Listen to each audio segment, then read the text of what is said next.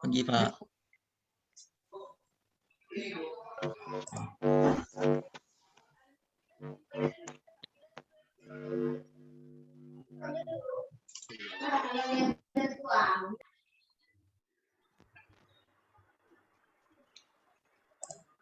Sip, baiklah.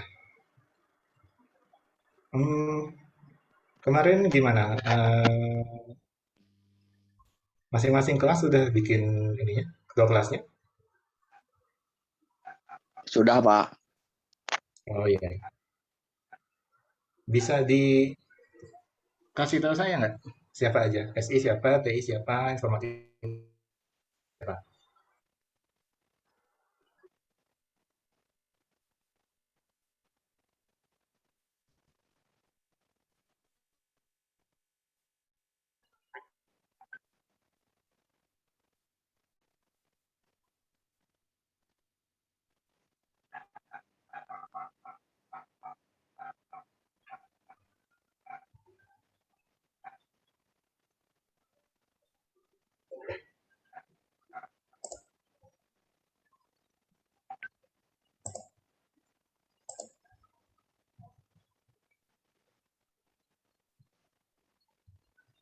Ini ada orangnya nggak? Nanti saya minta on cam semua loh.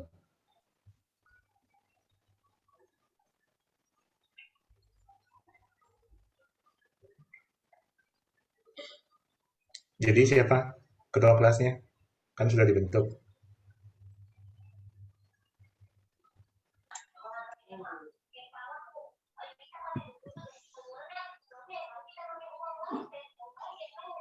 Oke. Ada, Pak.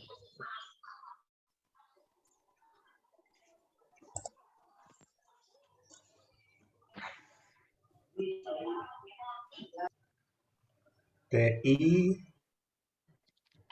Putri ya.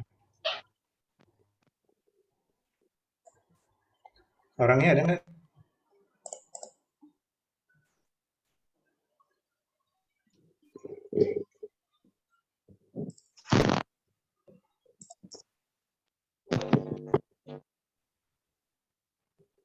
IF Raihan. HP-nya?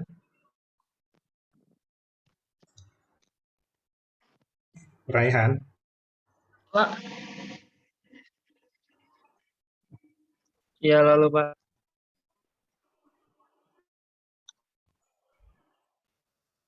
Halo. Apa jadi IF? Raihan ya? Iya Pak. Oke, bentar.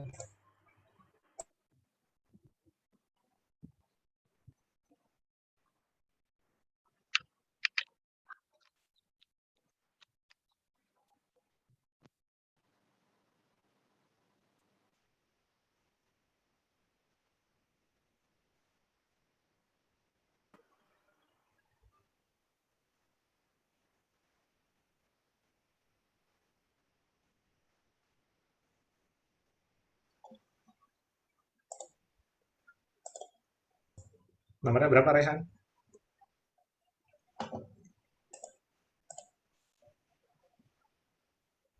Kayaknya putus. Kalau suara saya aman-aman aja kan? Aman, Pak. Iya Pak, aman-aman Pak. Saya agak Takutnya lag Pak. putus-putus.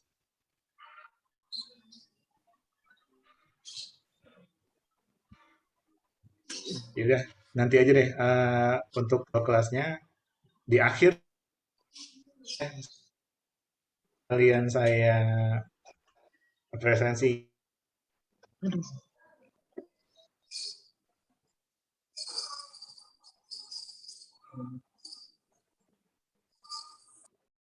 Ketika saya panggil namanya, saya nggak di awal deh, di akhir aja.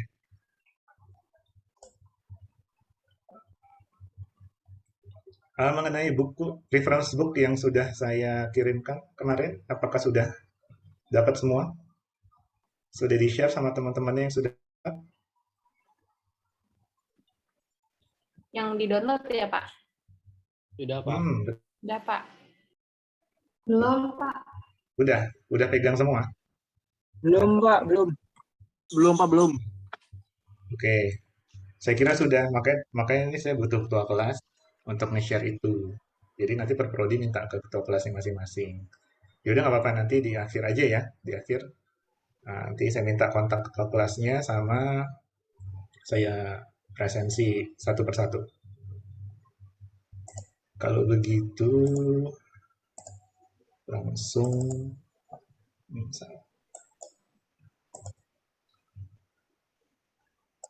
langsung ke materi aja ya. Iya, Pak.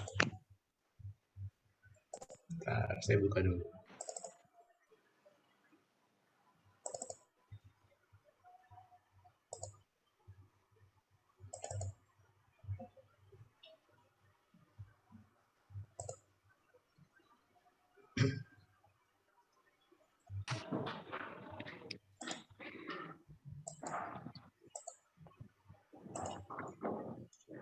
Jadi sudah paham ya?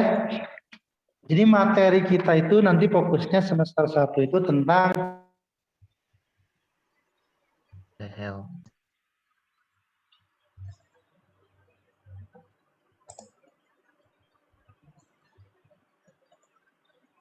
Practical action. Oke. Baik.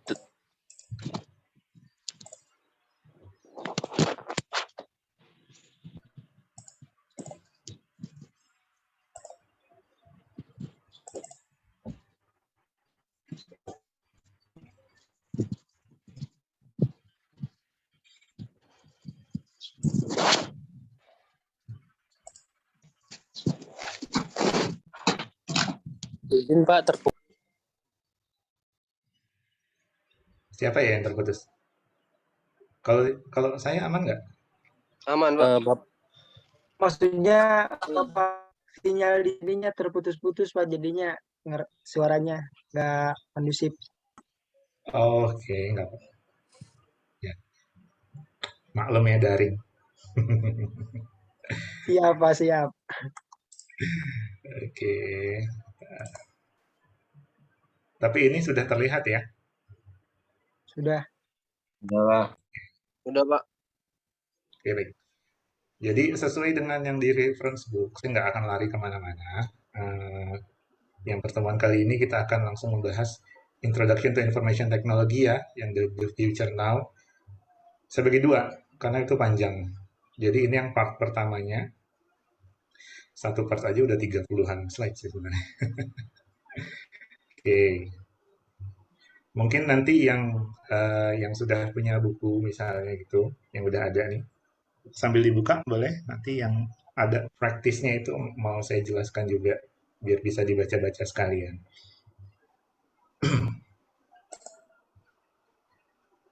Oke, ini reference book yang saya sarankan untuk kalian pegang ya selama perkuliahan ini. Jangan dipegang aja, dibaca dong. Dibaca juga, dipahami, ya walaupun bahasa Inggris, usahakanlah itu dimaksimalkan pemahamannya. Baik.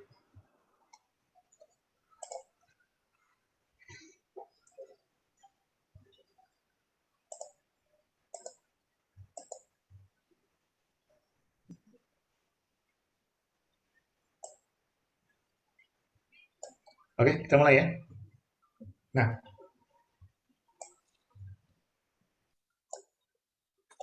Michael Saylor tuh bilang, ini kita datang membahas tentang the mobile world, information technology and your life. Jadi dengan dunia mobile sekarang, dunia seluler, terus IT dan kehidupan kita. Oke, Michael Saylor bilang komputasi mobile akan menjadi katalis yang membawa masyarakat kepada perubahan paling dramatis dari revolusi informasi. Ya, dari definisi ini udah paham ya, karena memang itu yang sudah terjadi sekarang. Ya, semua udah pakai dong pastinya perangkat mobile. Siapa sih yang nggak pernah pakai perangkat mobile? Smartphone lah contohnya.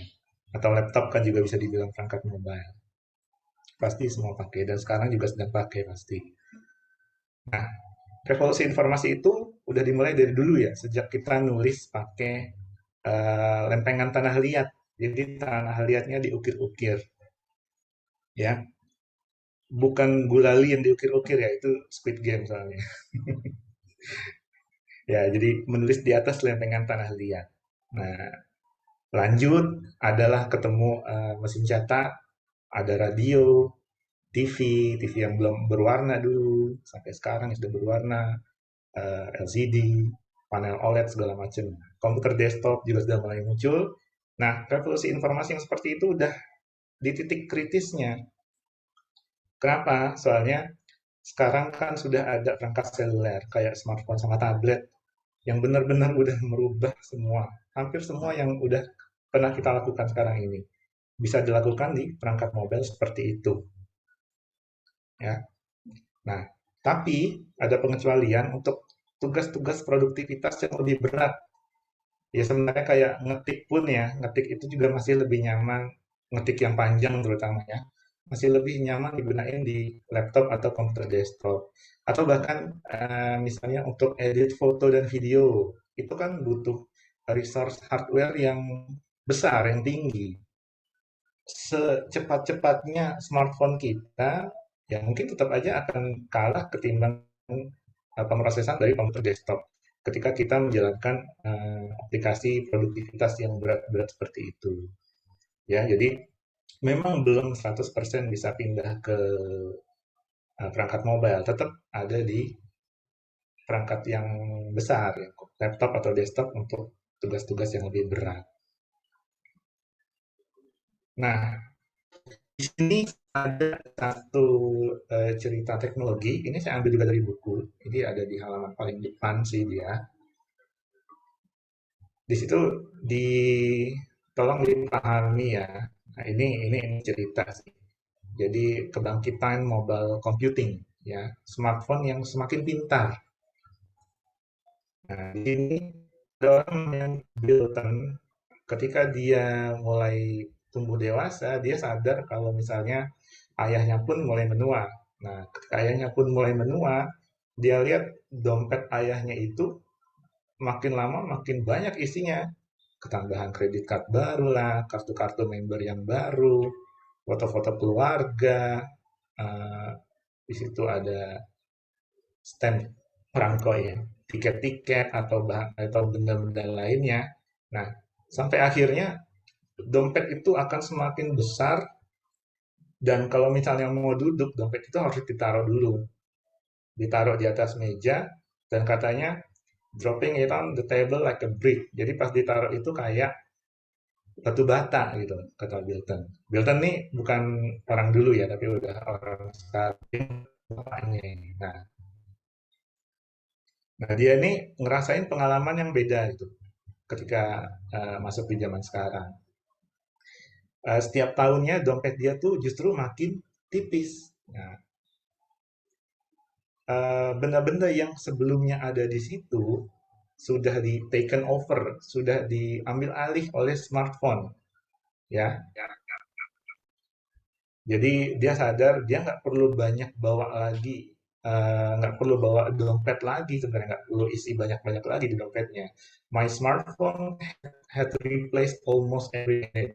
Jadi smartphone-nya tuh udah bisa menggantiin dokumen-dokumen atau kartu-kartu yang ada biasa di dalam dompetnya. Nah, sekarang buku alamat, kalender, peta, musik player, foto itu semua sudah masuk di smartphone, sudah diserap oleh smartphone. Juga dengan sebagian besar kartu identitas, kartu member, kartu gym di situ, kartu asuransi dan lain-lain. Nah, itu semuanya udah dalam bentuk gambar atau foto atau dokumen tertentu di smartphone. Nah, terus tiket nonton, kupon, boarding pass pesawat itu juga bisa disimpan dalam bentuk dokumen di dalam smartphone.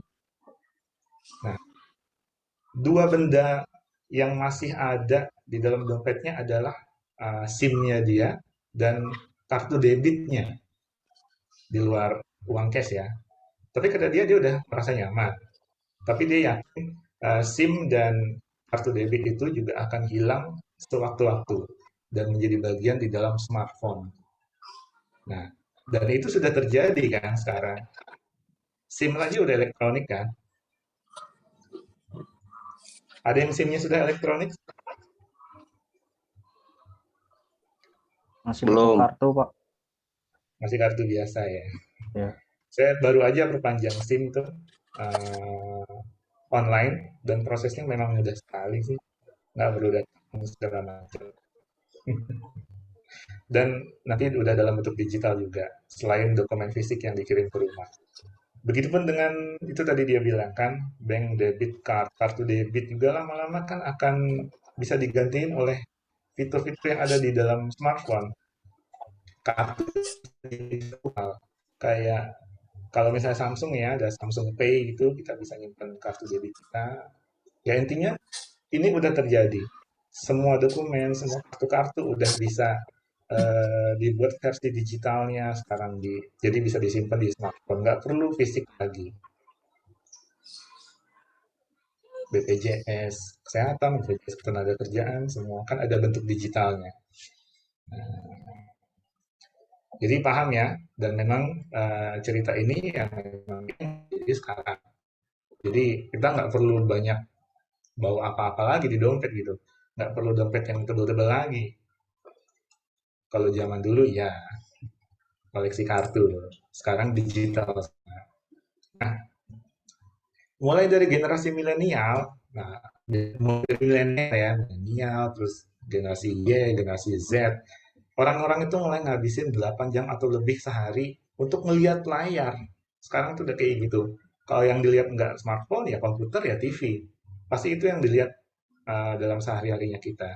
Betul kan? Sebagian besar sudah pokoknya ngeliatin layar aja kerjanya. Jadi generasi-generasi ini sudah digital native. Jadi sudah melek teknologi sejak awal gitu.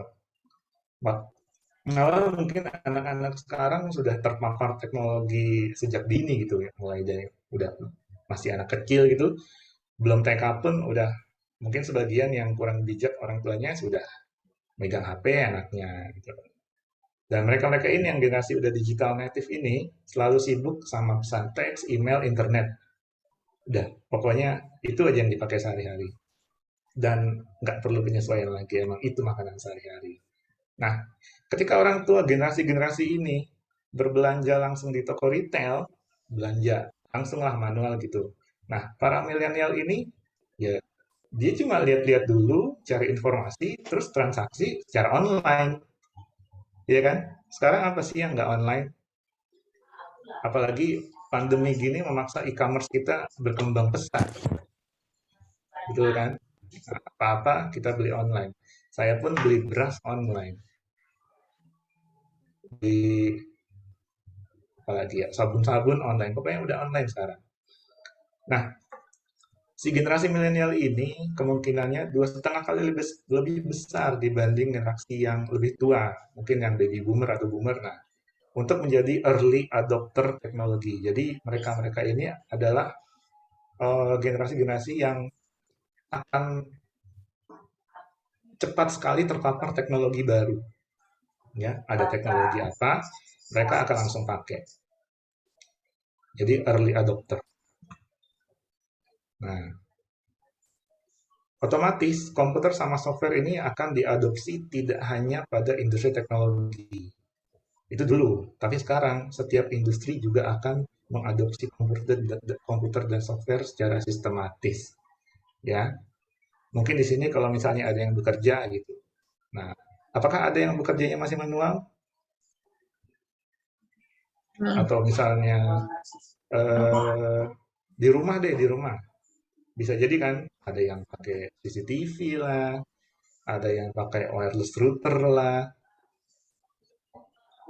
terus TV-nya sudah yang IPTV gitu. Nah, sudah masuk semua teknologi, nggak hanya di industri tapi di home juga seperti itu.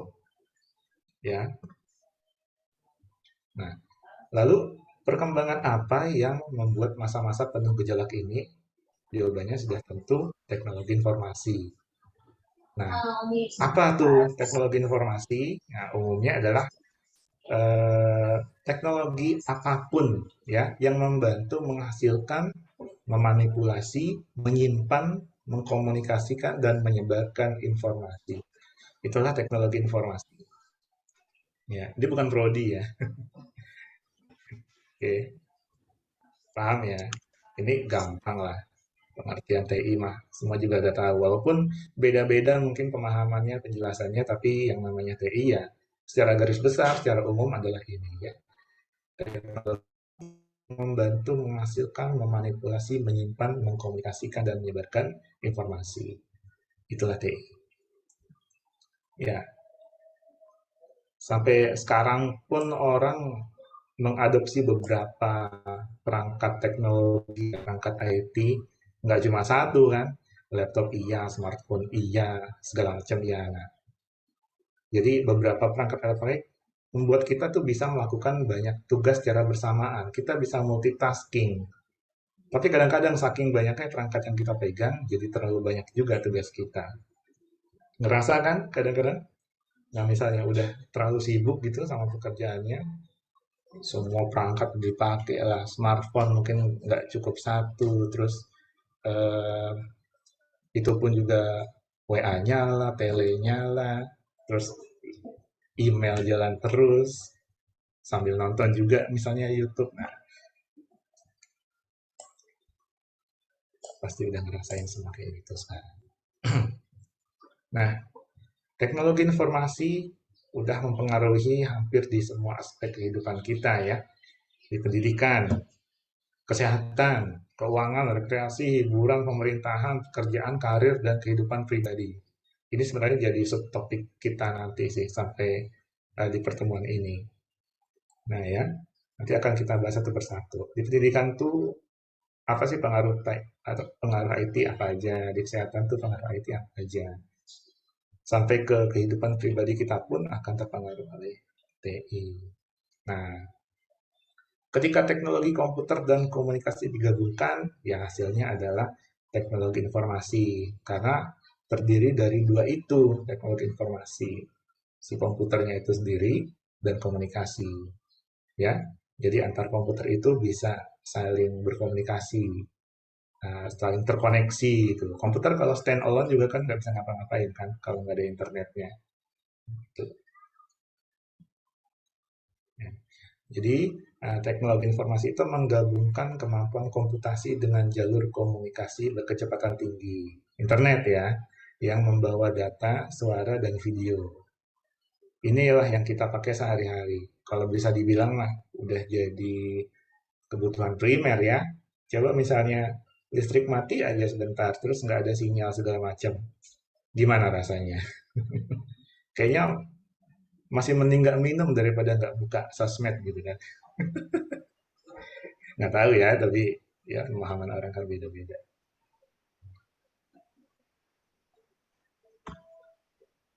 Nah, sekarang two parts of IT, komputer dan komunikasi. Jadi dua bagian dari IT adalah komputer dan komunikasi.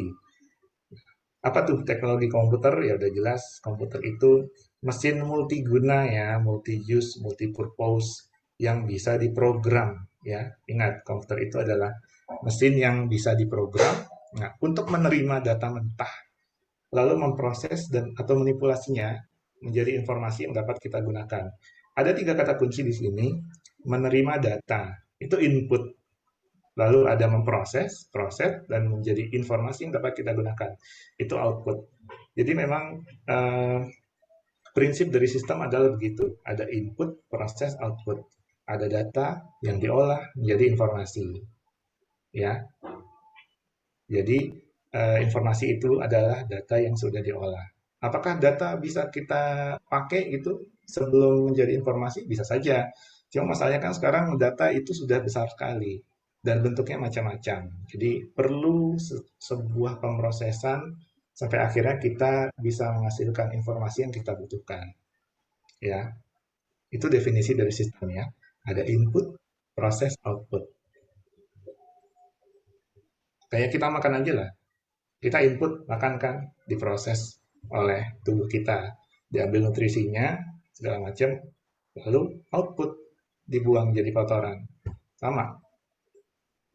Kayak gitu aja analoginya biar gampang. Ya.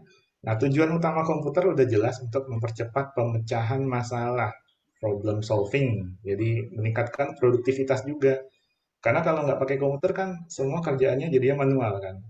Nah, kalau manual biasanya kalau ketemu masalah lama buat dipecahinnya atau kecepatan kita memproses data seandainya itu masih manual tentu akan lama. Makanya digunakanlah komputer. Nah, sekarang komunikasi. Nah, teknologi komunikasi.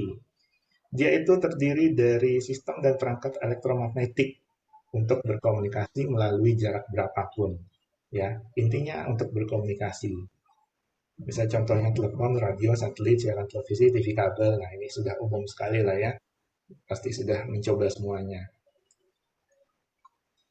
Nah, komunikasi juga bisa terjadi antar komputer. Itu yang terjadi saat kita online di internet. Ada komunikasi antar komputer. Ya entah antar laptop kita dengan server ini, dengan server itu, dengan atau secara peer to peer gitu misalnya. Ya, online berarti menggunakan komputer atau perangkat informasi lain yang terhubung melalui jaringan.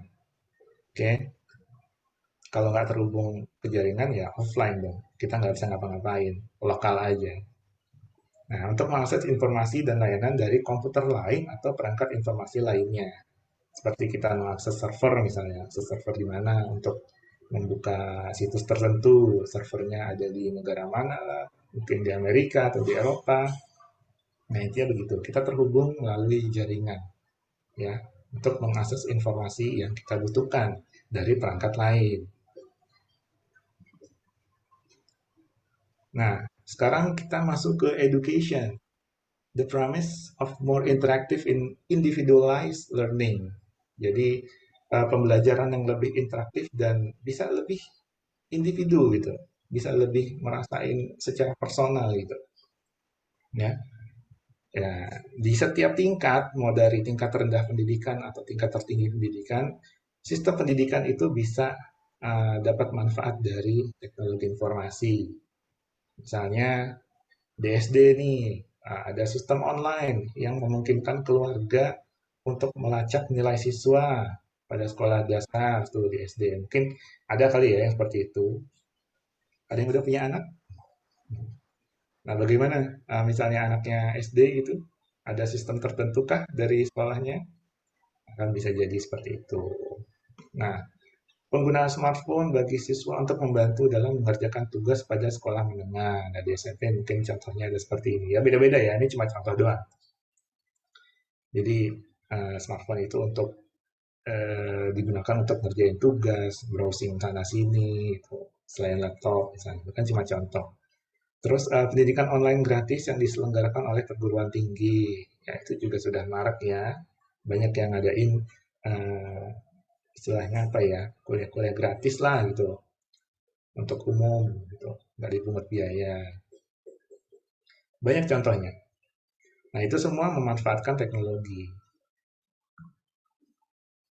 Nah kalau diintegrasikan ke dalam sistem pendidikan, si TI ini tentu bisa membantu mengotomatisasi banyak pekerjaan dalam pengelolaan pendidikan yang berjalan. Ya, ingat otomatisasi. Jadi kita nggak perlu banyak terlibat menggunakan sistem gitu, biar sistem yang berjalan kan enak. Jadi bisa mengurangi beban kerja pengajar. Jadi pengajar itu bisa punya lebih banyak waktu untuk menjangkau siswa secara individu. Jadi bisa tahu secara individu nih mahasiswanya atau siswanya, tahu secara personal seperti apa. Nggak diribetin sama sistem gitu. Jadi penilaian terhadap individu itu bisa lebih fair, bisa lebih kenal lah istilahnya. Karena tidak terfokus ke hal-hal lain. Nah, membantu juga dalam mengajar. Ya, contohnya ini, dengan memanfaatkan software presentasi kayak PowerPoint ini ya, untuk menunjukkan materi pembelajaran. Ya, seperti inilah, sudah jamak lah ini.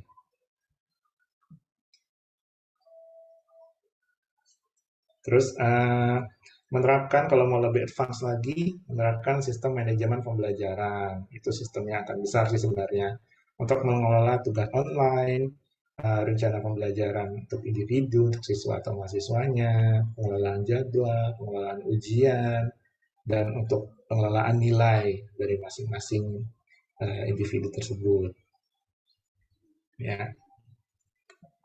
Nah, jangkauan TI ke dalam dunia pendidikan udah mulai dari dulu sebenarnya dan semakin berkembang.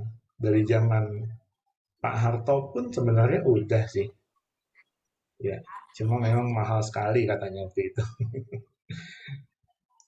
Nah, software kayak Intelligent Tutoring System ya dapat memberikan instruksi individual kepada siswa yang tidak hanya membantu meningkatkan kinerja dalam pembelajaran, tapi juga memicu siswa-siswa itu untuk menikmati mata pelajaran yang mungkin aja dia nggak suka sebelumnya. Jadi kayak bisa tambahan lah. Sekarang mungkin yang agak terkenal tuh Ruang Guru misalnya, ya kan? Atau apa ya? Sebelum Ruang Guru tuh ada yang terkenal ya? Kuiper ya, Kuiper. Apalagi ada yang tahu nggak? Kayak yang terkenal itu aja sih. Brandly itu, Pak. Ah ya, Brainly itu udah lama malah ya. Dia berbasis web ya kalau dia. Di blog. Apa tuh?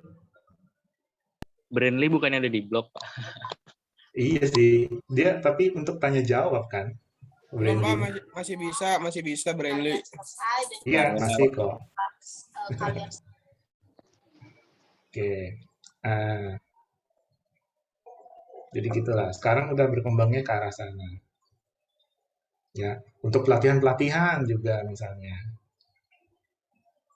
Itu juga udah tinggal buka smartphone, buka materinya, nonton videonya. Semudah itu kan sekarang. Nah, kita kalau yang udah ada buku, coba buka yang Practical Action How to be a Successful Online Student. Ya, ini saya share juga di sini. Sebentar.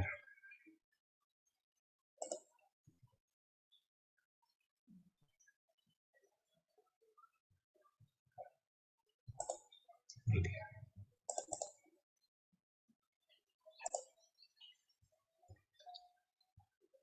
Kelihatan ya?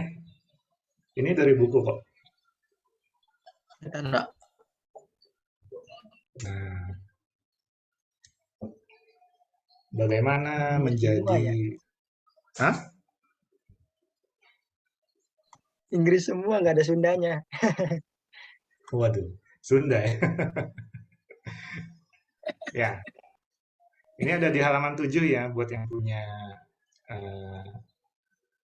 e-booknya. Nah, bagaimana menjadi siswa online yang sukses. Yang pertama ya familiarize yourself with the computer and software. Jadi ya kita harus bisa lah menggunakan komputer, menggunakan software, menjalankannya. Ya harus familiar gitu. Harus bisa. Ya pasti semua udah bisa lah ya. Kan kita udah generasi milenial ke atas ya. Harusnya sudah fasih lah sama yang begini-beginian gitu. Jadi harus familiar dengan perangkat-perangkat komputer, software, email, pokoknya segala macam internet. Kita harus bisa memanfaatkannya. Nah, do you have regular access to the internet? Nah, itu penting banget lah. Nggak mungkin bisa pembelajaran secara online kalau nggak ada internetnya, ya kan? Nah, jadi harus punya akses internet, harus reliable juga. Kalau nggak reliable nanti kan putus-putus nih, biasanya seperti itu. Ya. Ini udah pada ngebut-ngebut kan internetnya di sini? Ngebut. Nge-lag, Pak. Internet dulu. Ya. Ngebut banget ini 5G. Ngebut banget. Sekalinya ngebut, sekali habis pakai ceban. Waduh. Emang paling enak yang internet kabel ya. Fiber optik lah gitu. Iya, Tuh. berbulan. Enak lah makanya. Kan kalau dihitung-hitung kalau pemakaiannya tinggi, kalau pakai paket data kan justru lebih mahal kan ketimbang pakai yang fiber optik gitu. Oke. Ya kalau suka nonton 4K yang minimal 25 Mbps gitu. Baru enak. Ya, ngebahas internet cuma nanti aja.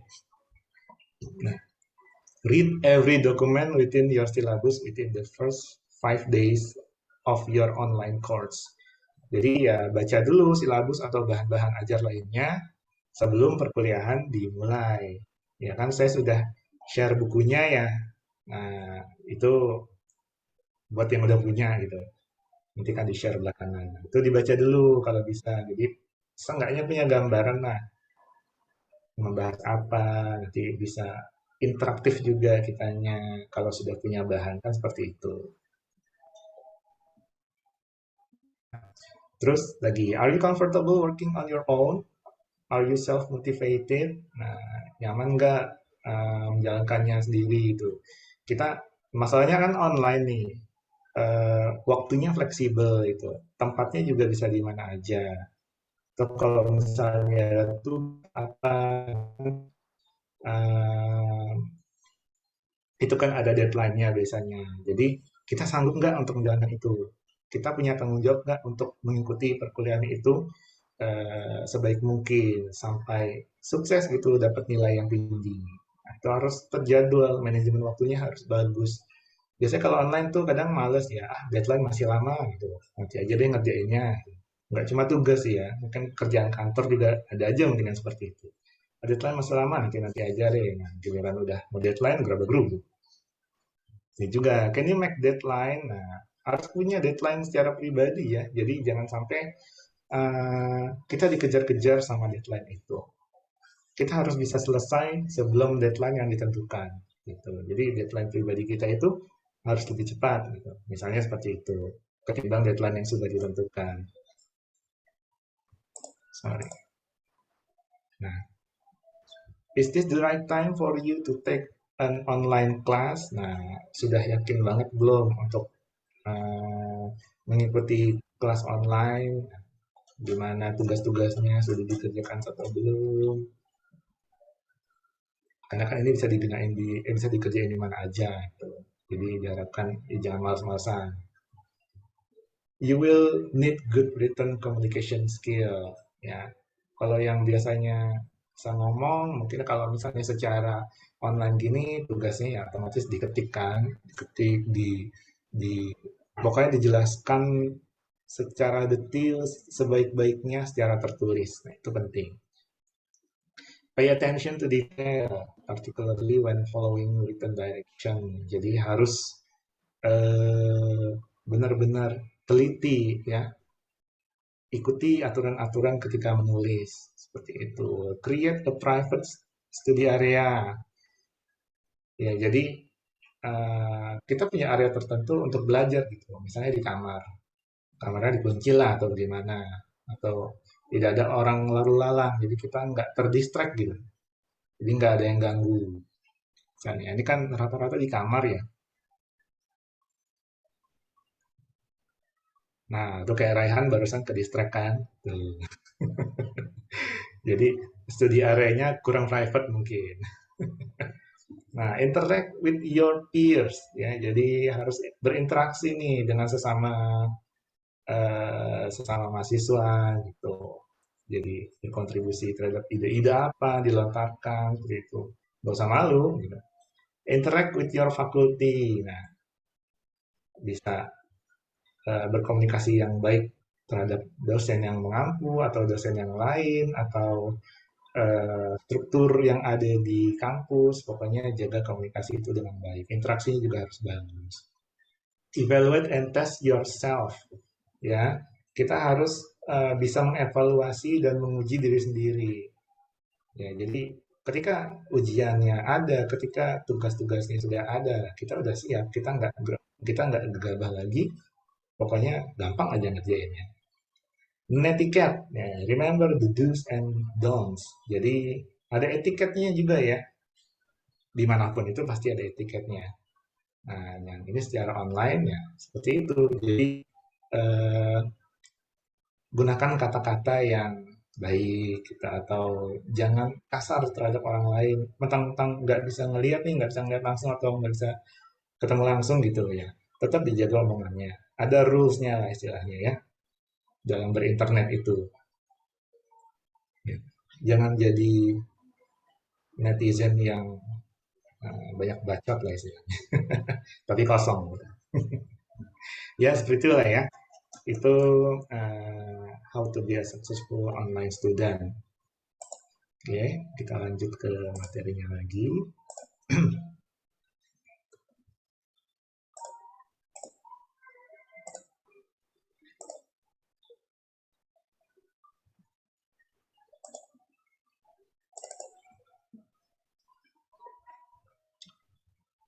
Sudah muncul kembali ya? Sudah, Pak. Sudah, Pak. Oke, baik. Lanjut. Nah, sekarang ke dunia kesehatan. High tech for wellness. Ya, teknologi tinggi untuk kesehatan. Oh, udah pasti udah banyak yang tahu lah. Ya, teknologi udah seperti yang kita tahu udah banyak diimplementasikan di bidang kesehatan dan kedokteran. Ya, seminimalnya untuk merekam inilah, rekam medis gitu misalnya. Atau ada inovasi klinis kan yang dari skala kecil sampai skala besar, bikin robot segala macam. Nah, itu udah mengubah dunia kedokteran saat ini dalam segala hal. Ya, itu contohnya ada rekam medisnya tuh yang sebelah kiri, terus yang di tengah itu sedang melakukan operasi.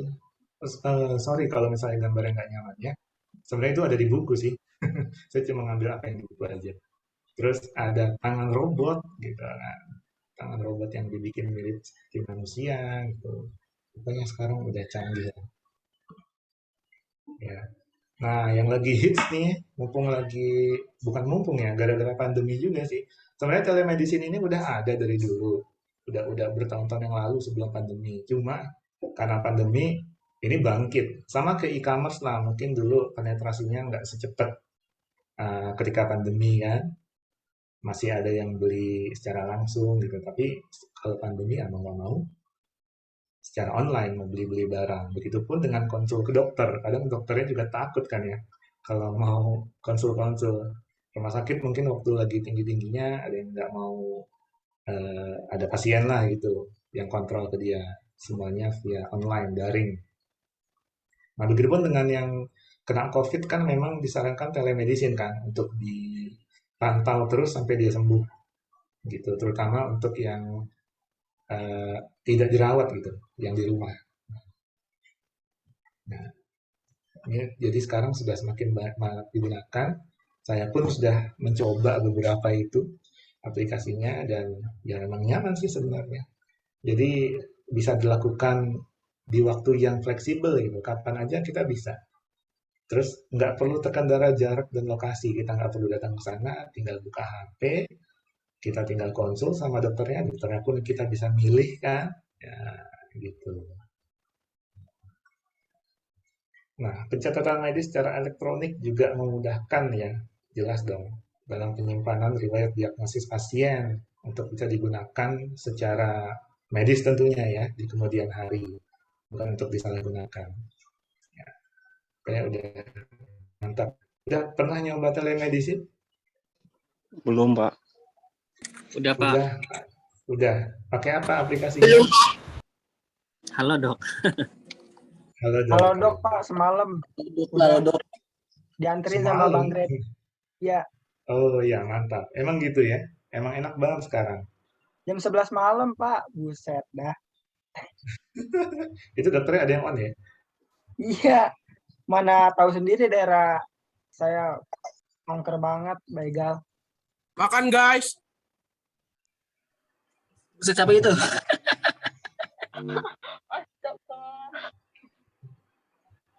Makan boleh. Asal dia nggak keganggu aja. Nggak apa kok, bercanda kok Pak. Bercanda doang Pak. Itu sambil ngunyah kok ngomongin juga.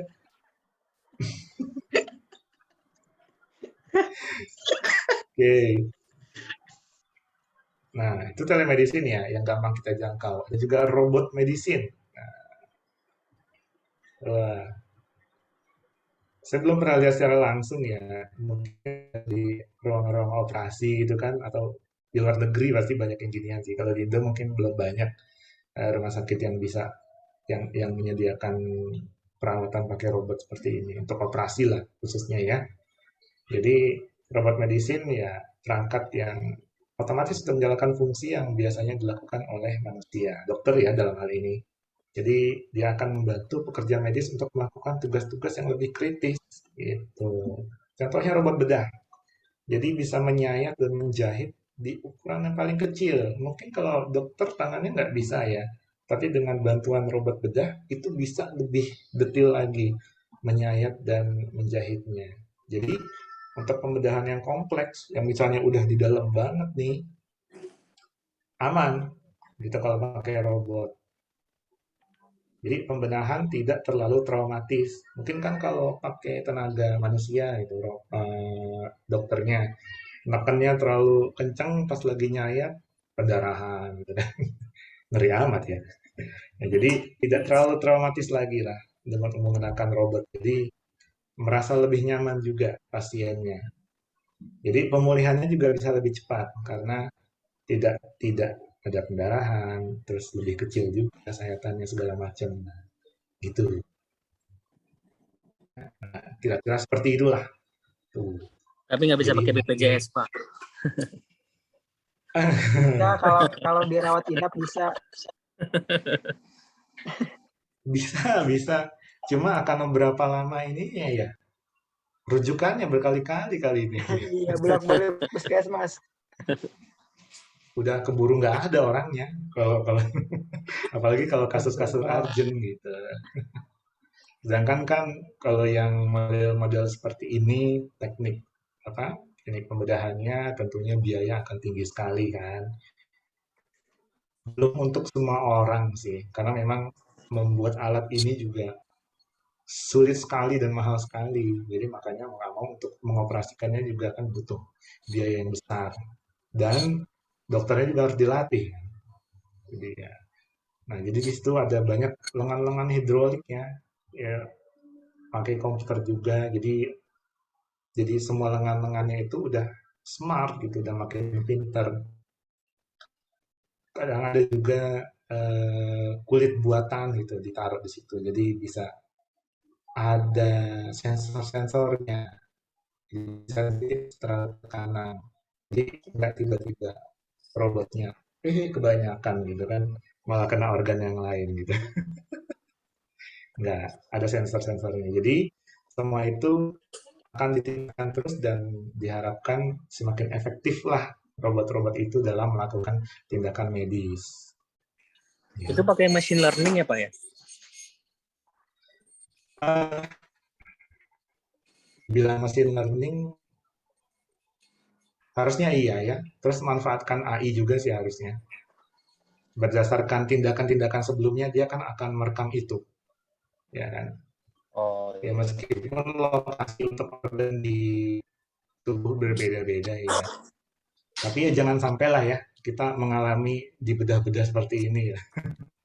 Sehat-sehat aja lah. Jadi buat praktek. Aduh, ini kan buat yang case yang berat. Jadi jangan sakit-sakit seperti itu ya. Nah, untuk kesehatan sudah ya. Sekarang money and business toward the cashless society. Jadi kita menuju ke masyarakat yang cashless ya. Sudah mulai menggunakan uang-uang digital, dompet elektronik? Sudah, Pak. Sudah dong. Nah, jadi lebih mudah kan untuk membayar apapun itu. Udah. Kalau dulu kartu kredit virtual ya masih susah saya mau beli-beli dulu. Sekarang banyak yang nyediain. Jenis bisa ya kalau nggak salah ya untuk debit elektronik. Dari banyak. Betul. Bank-bank sekarang udah punya ininya sendiri sih. Aplikasi digitalnya masing-masing untuk uang digitalnya. Ya, jadi teknologi informasi mengurangi penggunaan uang tradisional. Ya, pakai lagi lembaran-lembaran. Ya, cuma ribet ya kalau mau parkir ya.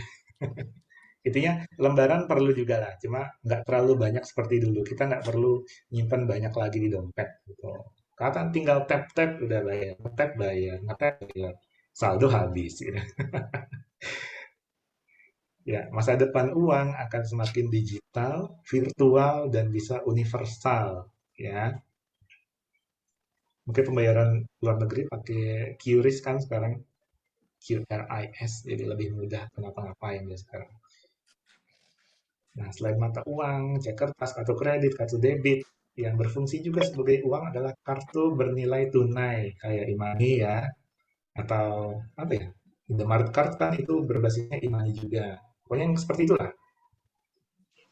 Atau uang digital, dompet elektronik, macam kayak Dana, GoPay, Link aja, OVO, banyak lah. Semua pasti sudah pernah pakai. Meskipun enggak setiap saat ya. Kalau mau belanja doang kadang-kadang cari-cari promo gitu. Nah, smartphone dan belanja. Nah, ini kekinian banget nih ya. Sebenarnya kan jual beli online udah lama ya. Mungkin ada yang pernah ngerasain FJB, Kaskus, forum jual beli. Itu kan kita udah transaksi online gitu lewat komputer dulu kan, desktop. Karena kita mesen, kita kirim lewat jasa ekspedisi. Nah, sekarang smartphone udah ngerubah itu. E-commerce kan sudah banyak sekali. Ya kan? Tokopedia, Shopee, Bukalapak, Blibli, Lazada, JDID, dan lain-lain. Semuanya punya aplikasi di smartphone. Dan terkadang eh, ada fitur-fitur yang hanya ada di smartphone dari e-commerce itu ya, yang bisa dilakukan hanya bisa di smartphone gitu, atau promo-promo tertentu bisa di smartphone. Nah, kadang ada juga yang pinter ya, jadi ketika kita masuk suatu area, ada merchant-merchant yang memanfaatkan teknologi informasi, jadi smartphone itu akan muncul notifikasi promo dari store tertentu. Ya, mungkin saat ini yang banyak adalah SMS ya. Misalnya kita ke mall nih, banyak tuh SMS kan. Misalnya CFC, diskon 15% gitu kan, makan di tempat misalnya. Atau beli hotpot gitu. Kan banyak, pasti udah pernah ngedapetin yang kayak gitu-gitu. Smartphone juga digunain sebagai sistem pembayaran. Ya, misalnya di Starbucks atau Starling nggak bisa ya, Starbucks aja. Jadi kita bayar kopi di kasir, kita tinggal scan barcode gitu kan, smartphone udah bayar pakai uang digital. Simple sekarang mah, asal ada saldonya. Apa sih yang nggak bisa? Mendapatkan menggunakan digital tools untuk mendapatkan uang. Nah, ini asik nih. Waduh, bocor suaranya nih. Nah, tentunya ya, seiring kemajuan teknologi informasi sama komunikasi, pekerja juga bisa mampu melakukan di rumah. Kan ini bukan WFH ya, tapi memang pekerjaan yang dilakukan di rumah gitu, bisa secara online. Pekerjaan-pekerjaan kecil atau sampingan gitu. Nah, yang bisa dilakukan oleh orang-orang yang berharap mendapatkan uang ekstra. Nah, misalnya kayak gini, jualan karya seni, kerajinan, collectible item secara online di marketplace. Ada kan yang dijual beli juga kan di marketplace pastinya. Atau melakukan pekerjaan sampingan, freelance secara online. Kan banyak juga tuh di freelancer misalnya. Itu kan ada pekerjaan-pekerjaan yang bisa kita ambil. Kalau udah selesai, kita dapat duit. Kan gitu kan intinya. Nah, membuat website atau video dengan menempatkan iklan. Jadi kita punya website, ada Google AdSense-nya atau YouTube lah misalnya. Ada AdSense-nya udah nyala, kan secara berkala akan mendapatkan uang kan. Nah, dari siapa yang nonton iklan-iklan tersebut. Dan yang lagi kekinian, trading, mining, dan kawan-kawan. Ya, mana ada trading, mining nggak pakai komputer? Nggak mungkin. Mining udah jelas pakai VGA, desktop. Nggak mungkin laptop dipakai mining, rusak dia, kepanasan. Trading juga di aplikasi kan enaknya. Gitu. Inilah yang kekinian lah sekarang. Udah banyak tools-toolsnya. Kalau kita mau dapetin uang sampingan gitu, atau malah yang utama kalau demennya freelance doang, bisa. Yang penting kita harus selalu update gitu, untuk pakai tools-tools yang makin berkembang. Nah, kita beralih ke government and electric democracy participating in civic realm. Jadi kita berpartisipasi di masyarakat ya dalam hal ini secara demokrasi dan pemerintahan. Nah, pemerintah sendiri akan memakai teknologi informasi untuk meningkatkan pelayanannya, ya, supaya bisa lebih baik, membuat kegiatan pemerintah lebih transparan pada publik. Ya, ini contohnya ada di luar negeri ya. Mungkin nanti ada yang bisa berikan contoh untuk yang di dalam negerinya ya. Kalau di ini saya ngikut dari buku saja sih. Nah, di Boston itu kalau ada lubang di jalan, ada fitur yang namanya street bump. Jadi kita bisa laporin ke Pemkot, langsung mungkin dialihkan ke kalau kita tuh ke apa ya namanya, yang buat benerin jalan lah gitu. Nah, di Redwood City, California, kota pertama di negara itu yang mengizinkan penduduknya berkomunikasi dengan petugas polisi secara online melalui teks atau video. Kalau di kita laporan-laporan lewat apa ya? Kadang orang masih lapor lewat IG sih ya. Min, lubang nih di jalan, nggak dibener-benerin gitu misalnya.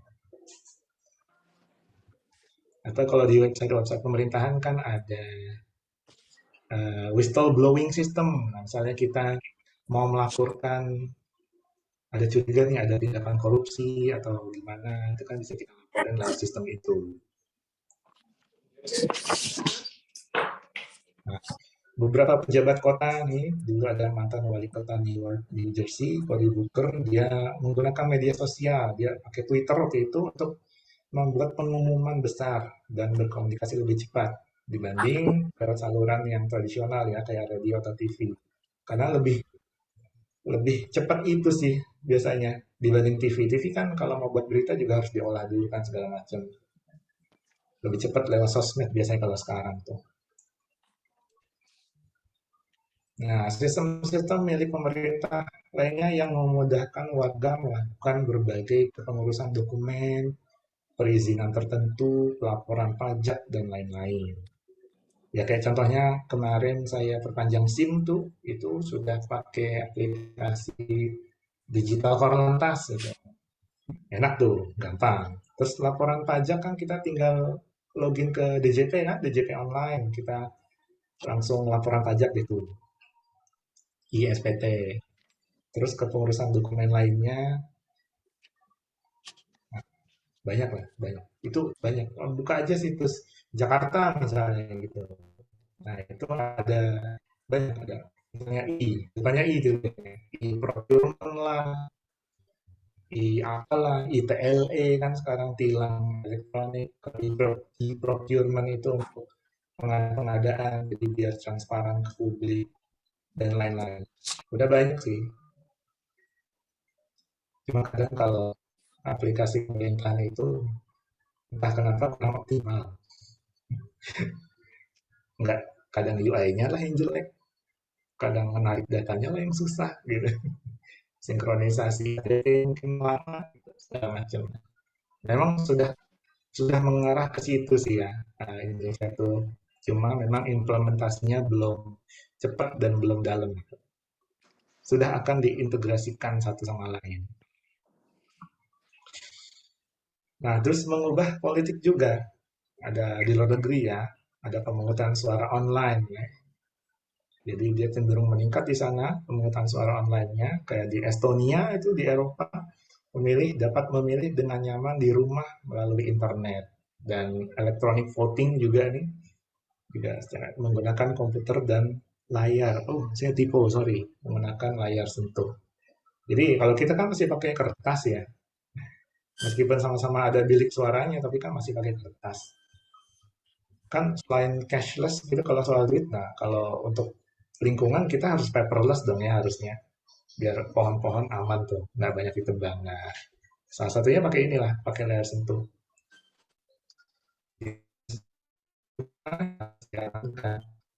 Betul datanya. Juga bocor datanya. Yang fisik aja masih bisa dimanipulasi, gimana yang secara elektronik seperti ini, memang harus siap dulu sebelum mau implementasi yang seperti ini. Yaitu kalau di pemerintahan. Lalu bagaimana dengan job karir ya, pekerjaan dan karir kita. Nah, sekarang orang-orang pakai komputer untuk memposting resume dan mencari pekerjaan. Ya udah di mana-mana lah itu ya.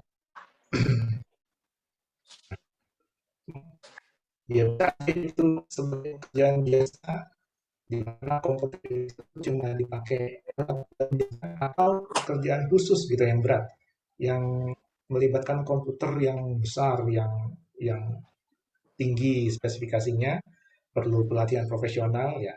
Mau yang biasa-biasa aja, mau yang tingkat lanjut, hampir setiap pekerjaan saat ini membutuhkan keterampilan komputer, ya kan?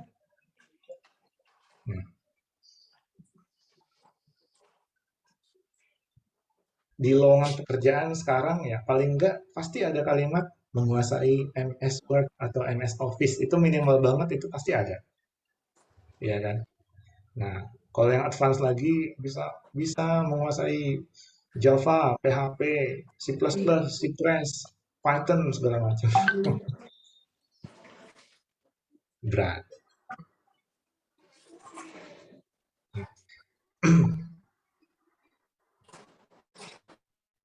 Kita juga bisa memulai usaha sendiri, ya.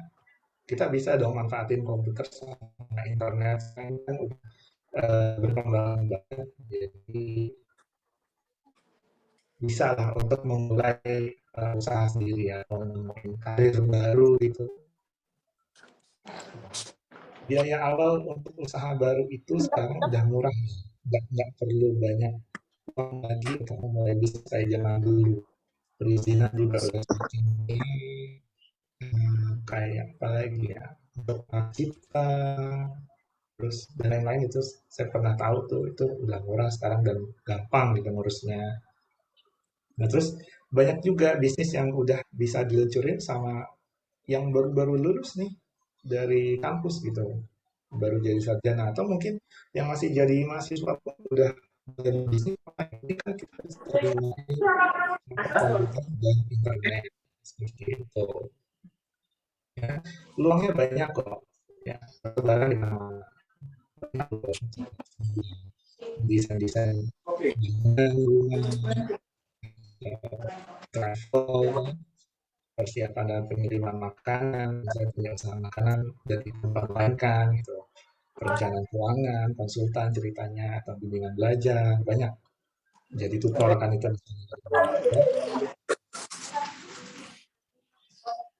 Oke. Rio bisa di mute dulu. Iya Pak, maaf. Oke, thank you. Nah, jadi peluang banyak ya. Kalau mau usaha sendiri juga, ya, dengan adanya teknologi sekarang, harusnya nggak jadi masalah. Nah, cara bagi Anda untuk menemukan pemberi kerja, gimana cara kita untuk menemukan kerja yang menemukan perusahaan. Nah, sekarang yang pertama menggunakan dunia maya atau dunia digital sekarang ini sebagai bursa pekerjaan. Nah, itu adalah perusahaan yang mencari orang dengan latar belakang teknis, kayak programmer, DBA, sistem analis. Nah, itu biasanya perusahaan-perusahaan yang seperti itu. Tapi sekarang berbagai jenis pekerjaan dan berbagai latar belakang itu juga udah bisa kita temuin di situs web lowongan pekerjaan, ya kan? Kayak Jobstreet, Jobs ID, Karir, dan lain-lain, itu banyak banget. Apa sih yang nggak bisa kita temuin di situ? Pun ada ditawarkan. Nah, terus ada juga perusahaan yang mulai beralih nih ke medsos, mau itu Twitter, kayak Facebook, LinkedIn, untuk menginformasikan lowongan pekerjaan. Pokoknya banyak cara lah, ya, nggak melulu di situs lowongan pekerjaan, di sosmed juga bisa gitu. Apalagi kalau perusahaannya udah terkenal ya. Nah, gimana cara bagi pemberi kerja untuk menemukan Anda? Gimana nih perusahaan bisa nemuin kita? Nah, kita bisa memposting resume kita secara online kan. Sekarang kalau kita punya profil di LinkedIn misalnya, kita bisa jelaskan kita gimana, pendidikannya apa, portofolio kita apa, job street kan juga pasti kita menjelaskan kan segala macamnya tentang diri kita. Nah, itu nanti akan dilihat calon pemberi kerja. Nah, itu harus hati-hati buatnya ya, nggak boleh bohong-bohong. Itu akan berpengaruh nanti. Nah, selain menampilkan ringkasan singkat tentang pencapaian utama kita nih, keterampilan apa yang kita bisa nih, kita sertain juga link ke profil medsos kita, portofolio kita secara online, terus keywordnya juga yang cocok dari deskripsi pekerjaan pemberi kerja, ya. Misalnya lowongannya apa ya misalnya, dosen lah, misalnya dosen lowongannya. Tapi ketika kita melamar, keyword kita adalah gitu, atau file segala macam. Itu kan nggak nyambung. Karena sekarang perusahaan pakai program untuk melacak dan memindai terkait kata kuncinya. Kita dulu di perusahaan sebelumnya tuh di mana, berapa lama kerja di perusahaan sebelumnya, pendidikan apa yang ditempuh, udah sampai mana gitu pendidikannya. Terus ya itulah data-data yang nanti identifikasi untuk melihat kemana nih kandidat yang kira-kira cocok gitu. Sekarang sudah elektronik semua.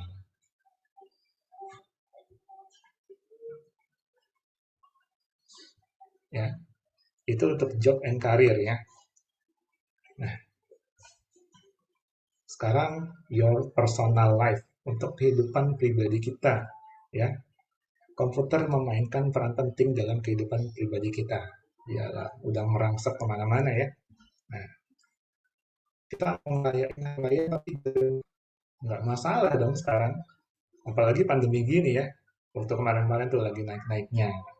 Kita bisa aja terkoneksi sama keluarga besar kita, entah di mana itu, mereka juga terpisah-pisah mungkin, cuma pakai laptop atau komputer atau malah HP gitu lah. Yang penting ada kameranya, terus kita pakai layanan-layanan untuk conference kayak Zoom, Skype, Google Hangout, Webex, Cisco Webex, atau dan lain-lain. Kan kita bisa pakai itu kan.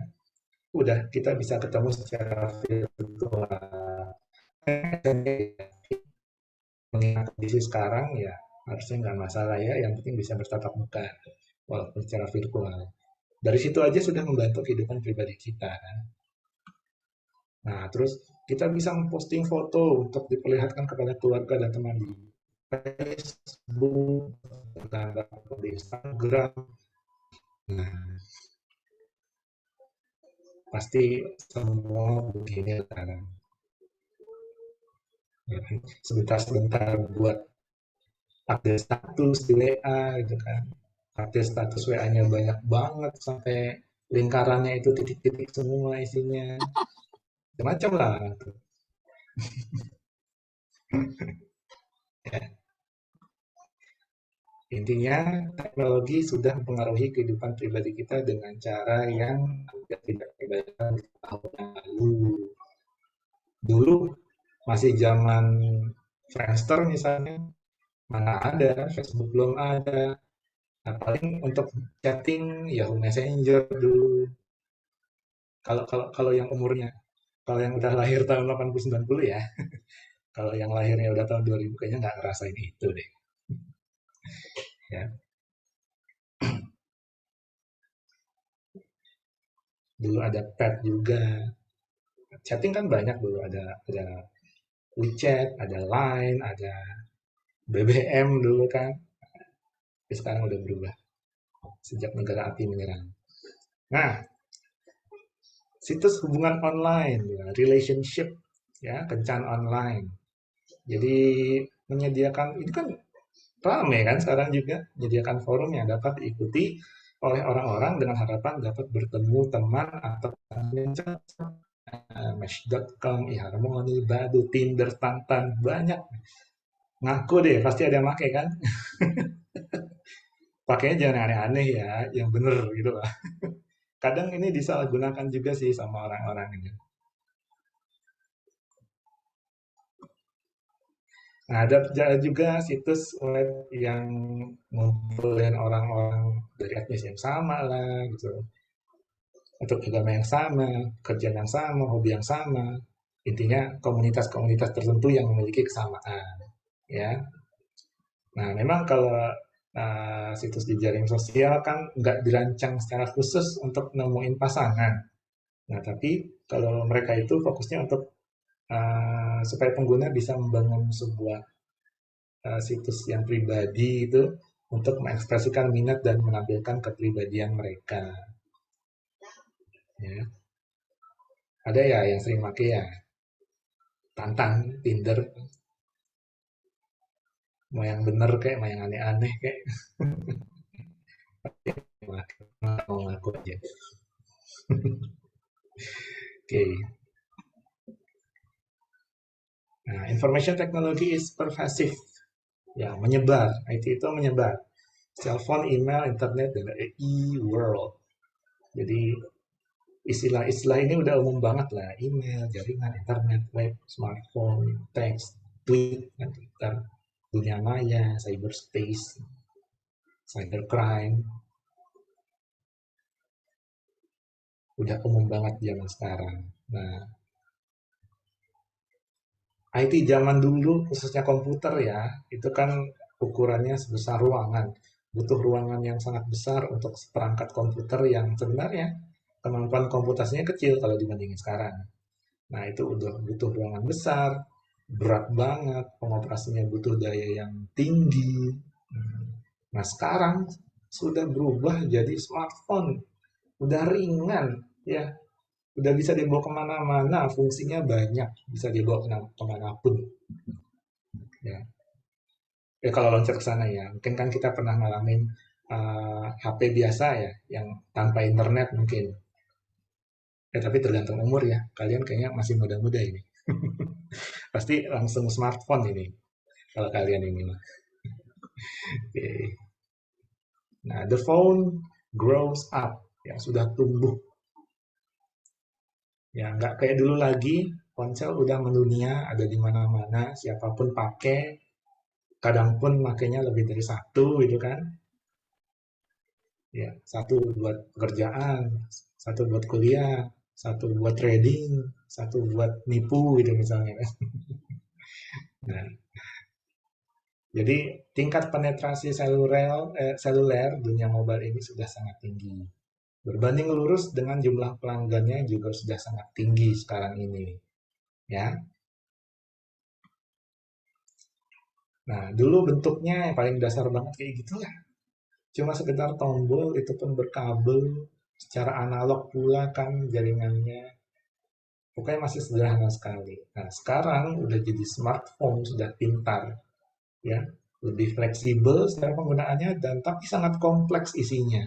Fiturnya akan banyak sekali. Jadi nggak cuma buat panggilan suara, untuk ngirim, menerima email, SMS, menerima foto video, merekam video, ngambil foto, menggunakan peta, ya map, Waze, segala macam. Kita bisa baca berita, dengerin musik, nonton film, atau lihat TV online juga di situ di HP. Apa sih yang nggak bisa kan di HP sekarang? Nah, kalau nonton film mungkin enaknya di TV ya, biar gede.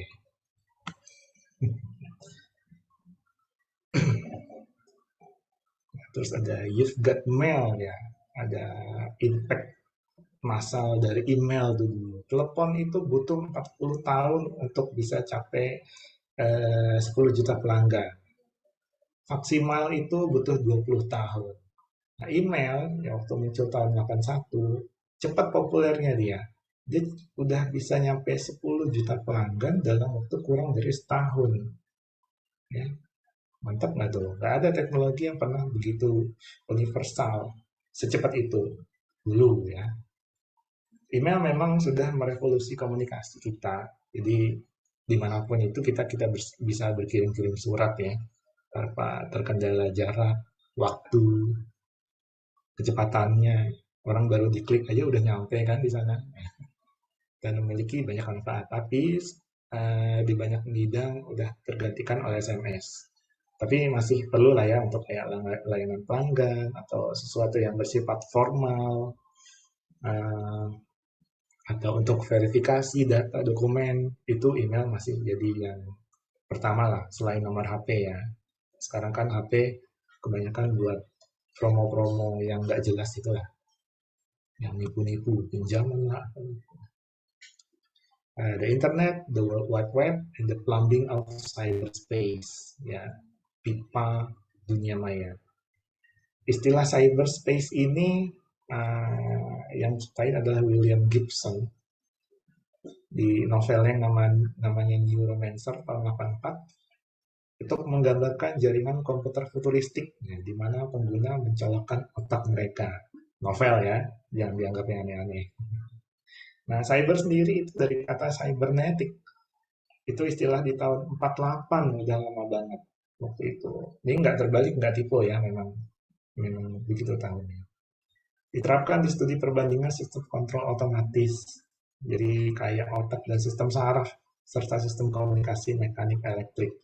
Udah ada dari zaman dulu itu sebenarnya. Cuma baru terciptanya tuh sekarang, berkembangnya sekarang. Dulu mungkin keterbatasan bahan, keterbatasan pengetahuan, pembuatan perangkat-perangkatnya juga masih terbatas. Sekarang gampang bikin apa juga.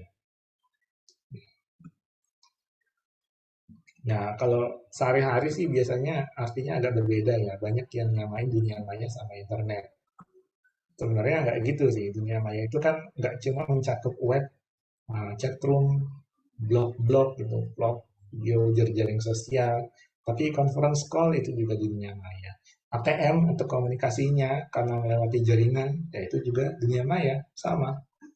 Jadi kita bisa bilang kalau dunia maya itu nggak cuma mencakup dunia online dan internet ya, tapi juga seluruh komunikasi kabel dan nirkabel yang wireless secara umum.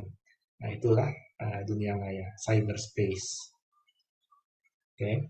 Dunia maya adalah tempat kita pergi saat online dengan komputer.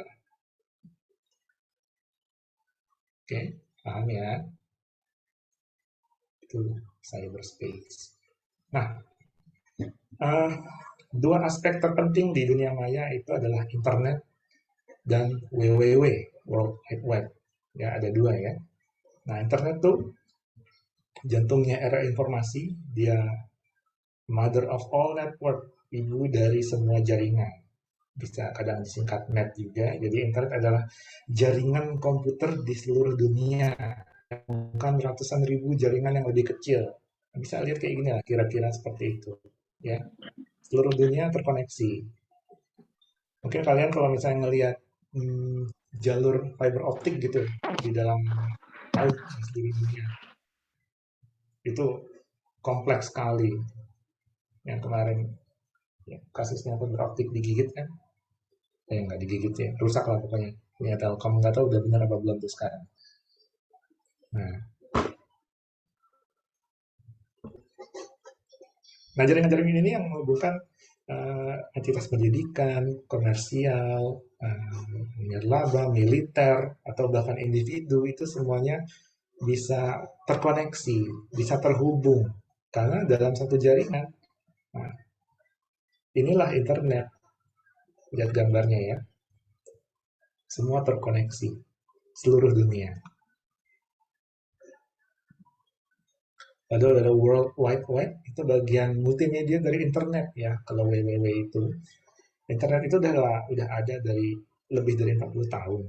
Ya, email membuatnya populer. Nah, selain itu, WWW ini di awal tahun 90 makin membuat populer juga. Kadang disingkat menjadi web saja ya, web, nah, situs web atau apalah itu. Nah, itu sistem yang saling berhubungan dari komputer server. Ya. Kalau internet itu jaringannya, nah kalau ini sistemnya yang saling berhubungan, itulah web. yang mendukung format dokumen khusus dalam bentuk multimedia. Multimedia itu dari multiple media. Jadi dia ngacuannya adalah teknologi yang menyajikan informasi di lebih dari satu media. Kan ada teks, ada gambar diam ya, foto, ada gambar bergerak, video, ada suara. Makanya web itu bisa dibilang menyediakan informasi dalam lebih dari satu cara, multimedia, ya. Kira-kira seperti itu.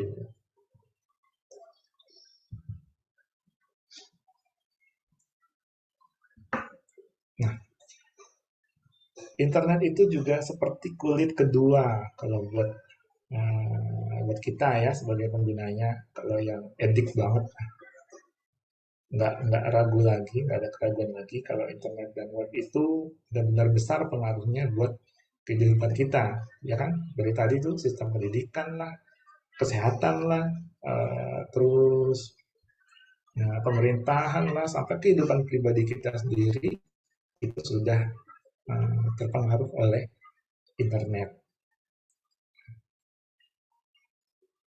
Sebagian besar dari kita tuh internet sama TI itu udah jadi kayak kulit kedua. Maksudnya tuh dia seperti perpanjangan kecerdasan atau bahkan emosi kita bisa diluapkan di sana, menciptakan perwujudan diri kita dalam bentuk digital. Ya kan, kadang orang saking ekspresifnya itu di dunia maya itu, di sosmed misalnya, di IG atau di forum-forum kayak Kaskus gitu, bisa seenaknya aja berkoar-koar gitu, ngomong tanpa takut.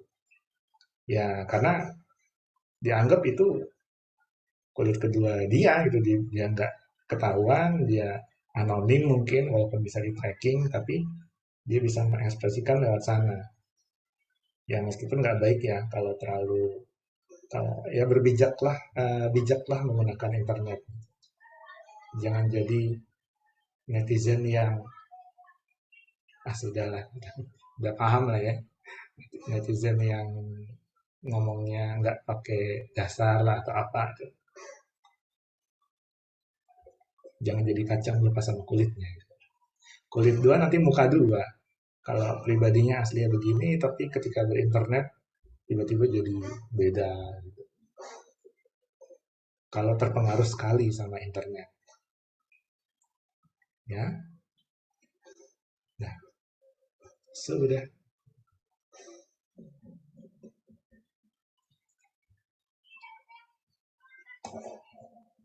Chat banyak banget ya. Saya belum lihat ini. Saya buka chat dulu deh. Kali ada yang bisa dijawab.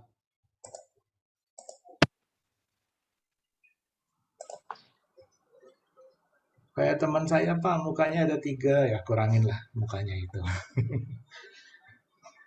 Kabel bawah laut Indihome digigit hiu.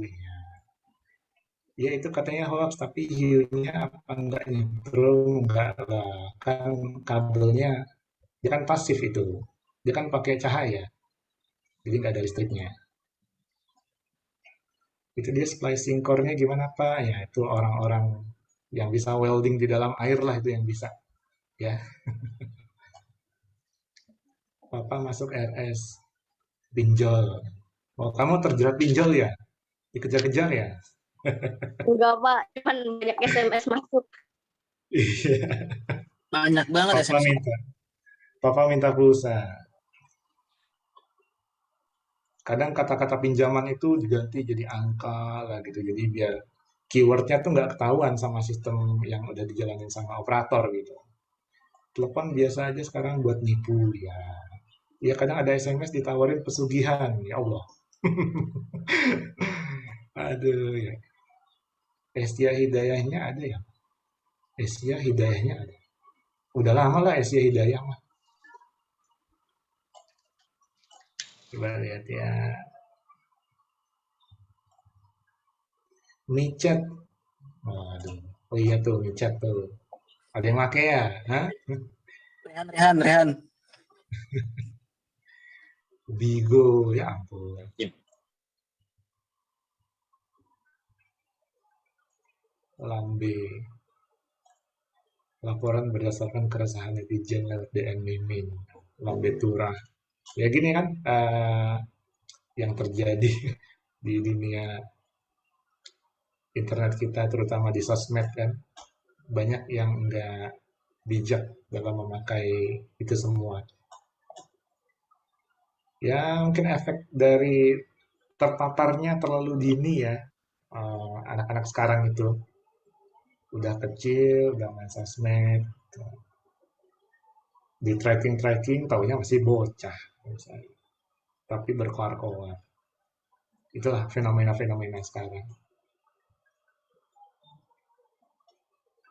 Dan kita nggak perlu pakai ATM buat apa-apa, cuma pakai microchip semua data lu terdeteksi. Ya, bisa. Nanti kita ditanam chip di sini, RFID gitu. Jadi nggak perlu KTP lagi, kita lewat aja udah ketahuan tuh kita siapa.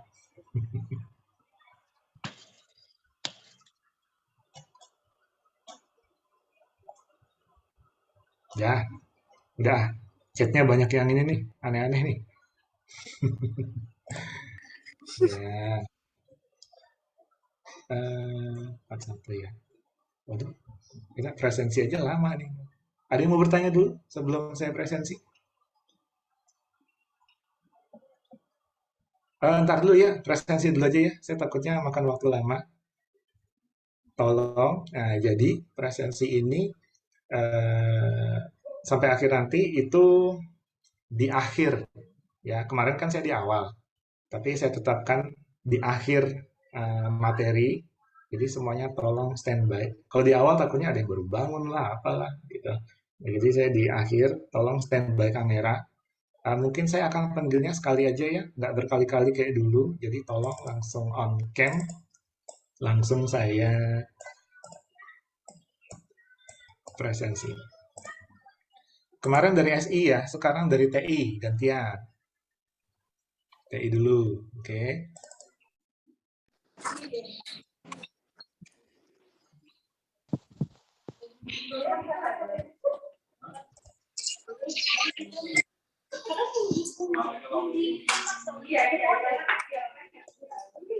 Di mute dulu yang belum. Nah, sorry TI.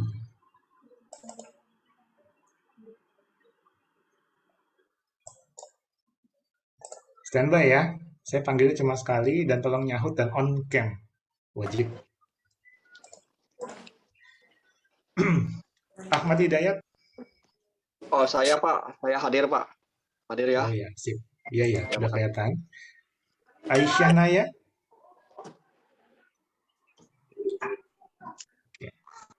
Alreyananda Noviusma. Hadir Pak. Oh, Hadir Pak. Oke. Nggak bisa cepat-cepat nyebut namamu itu. Iya. Arsyana Nurfatika. Mana?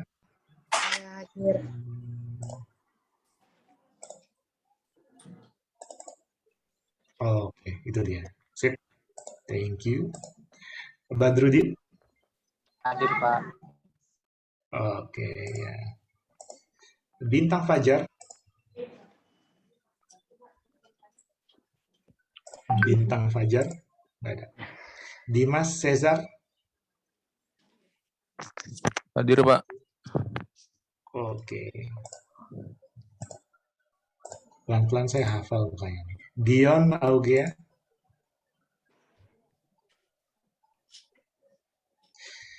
Fazri Ardi.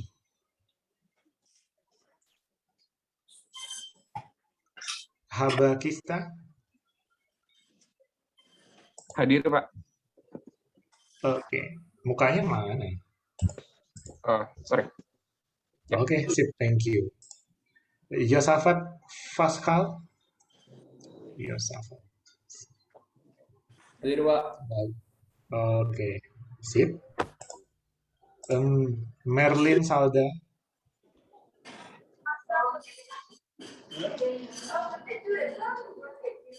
Nggak ada ya. Muhammad Iqbal Rahman. Hadir Pak. Oke.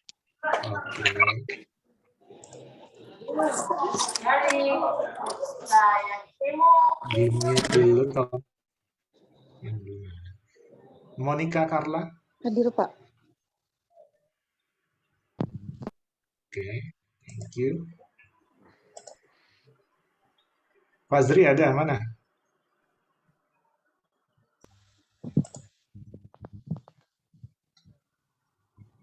Iya, iya, udah kelihatan lagi. Walaupun nggak kedengeran. Ya, oke. Muhammad Asep.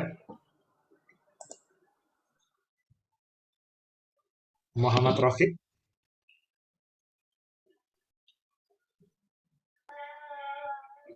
Muhammad Calvin.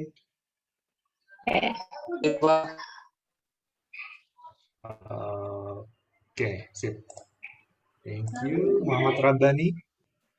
Hadir, Pak. Hadir. Oke. Iya, lagi di halaman belakang kayaknya. Fatma Jatnika. Itu ya, yang Fatma ya. Oke. Prasetya Adi. Hadir, Pak.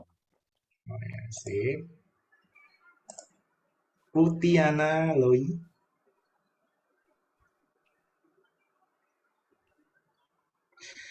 Putri Meliana Sari. Hadir, Pak. Ya. Nah, habis sholat duha ya. Rafifah Adila.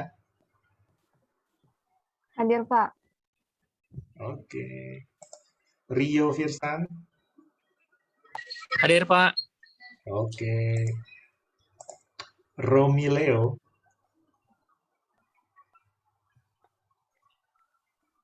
Siti Nadia.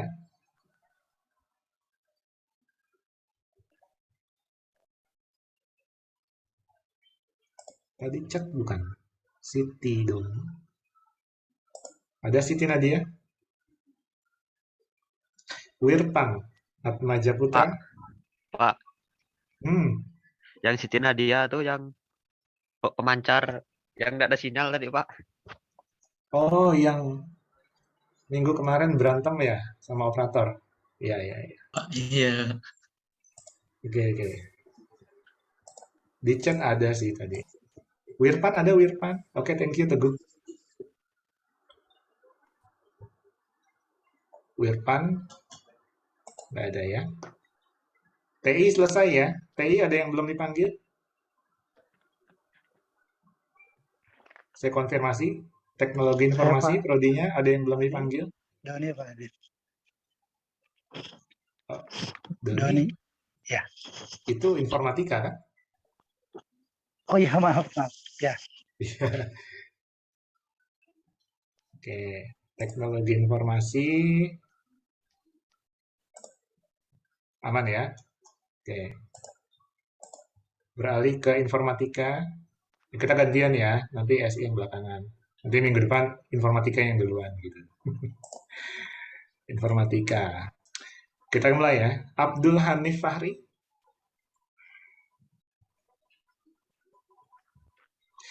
Abdul Rahman Zauhari.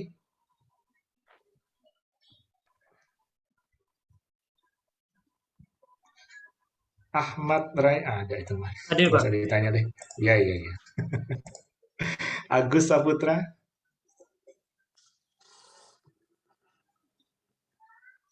Ahmad Nathan. Hadir. On cam? Oke. Andi Nur Azairi.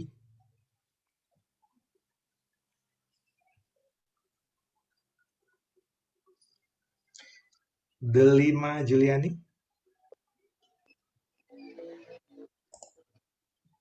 Dafa Faizuddin. Hadir, Pak. Oke. Diaski Arta. Hadir, Pak. Oke. Doni Antonius. Ada. Hadir, Pak. Udah duluan tadi ya. Iya. Oke. Fadel Muhammad. Hadir, Pak. Hadir. Oh. Oke. Oke, Pak. Ya. Udah kenyang? Udah Pak. Ya. Fernanda Harjoki. Hadir Pak, hadir. Oke. Gary. Hadir Pak. Oke. Habib Alwi.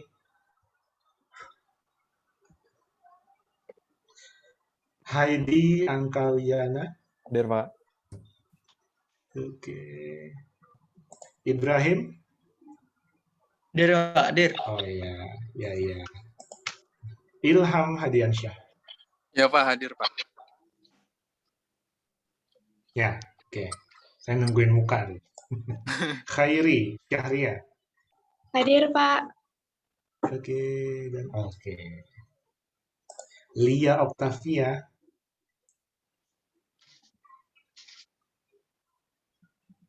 Lili Karomah. Hadir Pak. Oke, ya.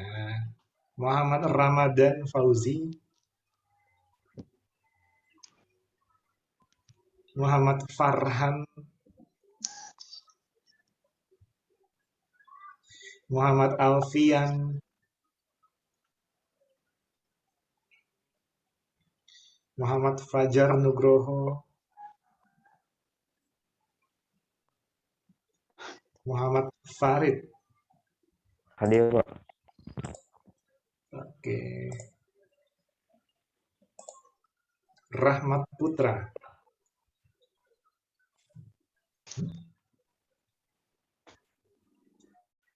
Capek saya sama jaringan ini. Sabar. Rahmat Putra. Sama Romi Putra Fat- Anda Pak, jaringannya Pak. Ya. Romi Fadli. Saad Abdurrahman.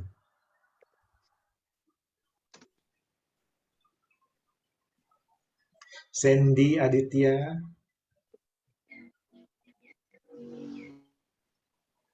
Suripto.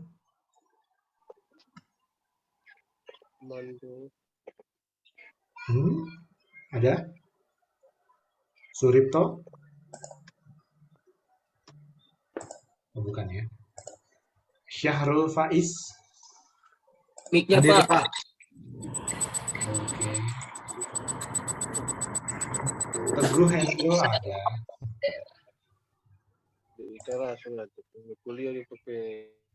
William Pratama.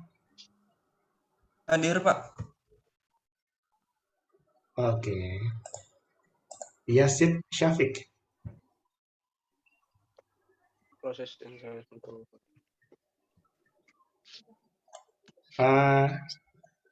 Informatika udah clear? Ada yang belum terpanggil? Segera konfirmasi. Pak, belum dipanggil Pak. Yasid Syafiq. Tadi nggak nyaut. Ya Pak, absen terakhir. Ya. Ada yang belum? Sekali lagi saya konfirmasi. Informatika. Ada yang belum dipanggil tadi? Udah Pak, udah. Oke. Kalau ada yang belum tanggung jawab ya. Sekarang SI.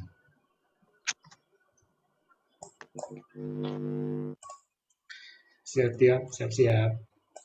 Agnesta Yulita. Hadir Pak. Oke. Al-Fatah Wibisono. Hadir Pak. Hadir. Sip. Iya. Backgroundnya belum ganti-ganti. Iya Pak. Alisa Nurhafsah. Pak. Oke. Andrian Marcelino. Hadir Pak. Sip. Putih banget. Aulia Fitri. Hadir Pak. Oke. Kristal Aristika. Hadir Pak. Oke. Debbie Permata. Hadir Pak. Sip. Desnanda Rinaldi.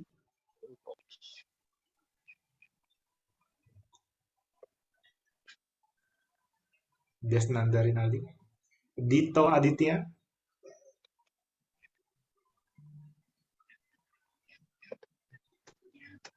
Fania Ayu Putri. Jalu Arya. Hadir, Pak. Oke. Hadir, Pak. Ya. Jua Putra.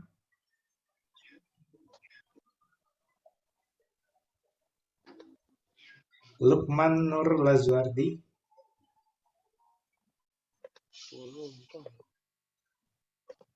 Tadi kayaknya ada. Lukman Nur Lazwardi. Sinyal kali Pak.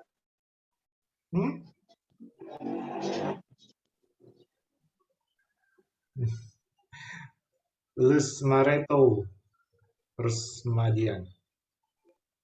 Lus Mareto. Tadi ada tapi sekarang nggak. Yang siapa? Luis Mareto. Lus Mareto. Tadi Lukman juga kayaknya ada loh. Ya. Maulana Yusuf. Hadir, Pak. Sip. Muhammad Tubagus.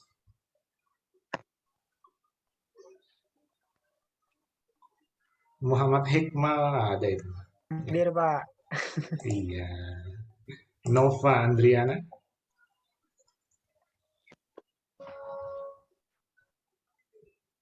Nggak ada. Putri Amalia.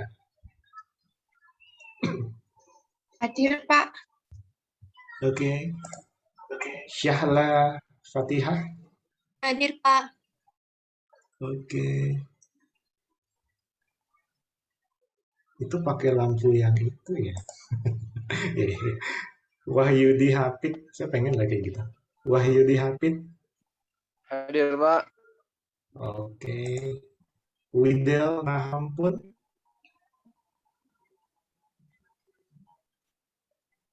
Widuri Husnul Pratiwi. Hadir Pak. Nah, oke. SI, ada yang belum terpanggil?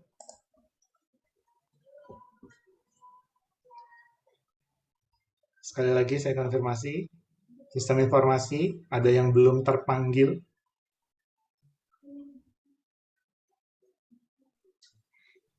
Itu tadi Fanya kayaknya hadir Pak, cuman mic